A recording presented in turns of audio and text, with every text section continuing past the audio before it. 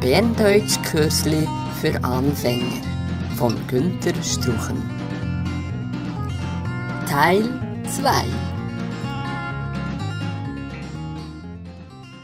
Unterhose, Unterhosen.